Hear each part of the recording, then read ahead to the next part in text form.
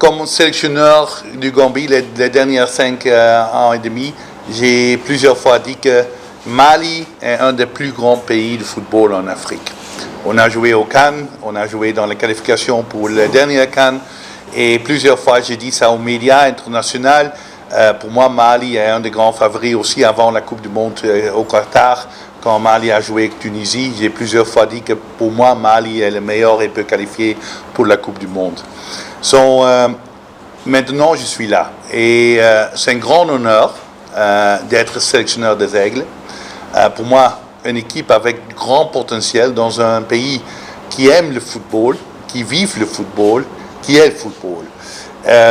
Avec 22 ou 23 millions de peuples qui sont peut-être tous les sélectionneurs, mais je connais mon métier et je connais le monde du football. Je suis prêt pour ça.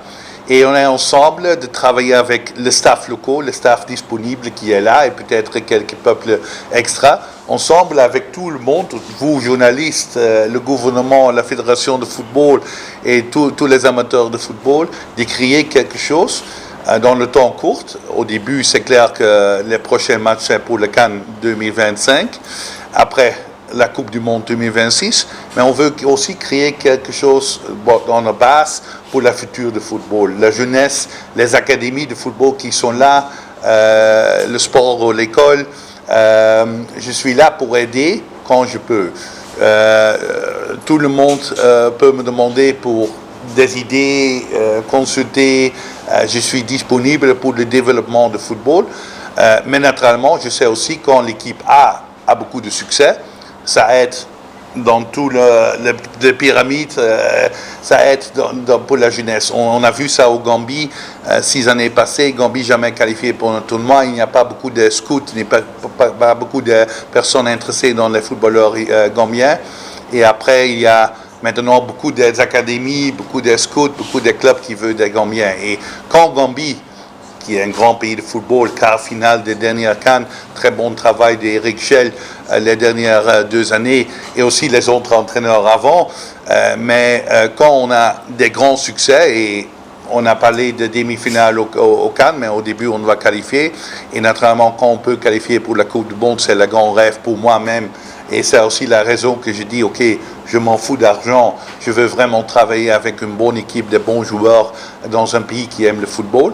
Et quand on peut créer ça, ça veut aider tous les peuples dans le pays.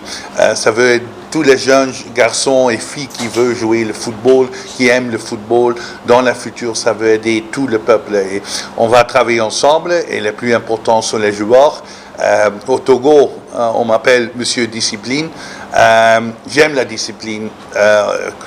Tout le monde, vous comme journaliste, au ministère, au AME, on a besoin de discipline, de réussir, de créer quelque chose. Cette discipline dans l'hôtel, aux pelouses, on doit respecter la fédération, on doit respecter le gouvernement, le ministère, on doit respecter les peuples.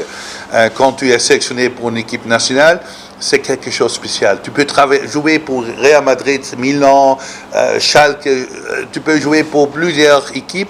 Il y a beaucoup de millions de joueurs dans l'histoire qui jouaient pour des équipes, mais il n'y a pas beaucoup de joueurs qui représentent un pays. Chaque match, il y a seulement 11 qui sont là avec l'hymne national, et ça doit donc quelque chose de spécial pour un joueur. C'est un honneur de représenter le pays. Pour moi, c'est un honneur d'être sélectionneur d'un pays. Et je veux ça aussi de mes joueurs. Respect pour le peuple. On est là pour tous les 22 millions de peuples et on va faire tout pour créer du plaisir et créer des bons résultats ensemble avec les joueurs, le staff technique, la fédération, le gouvernement et tout le peuple malien.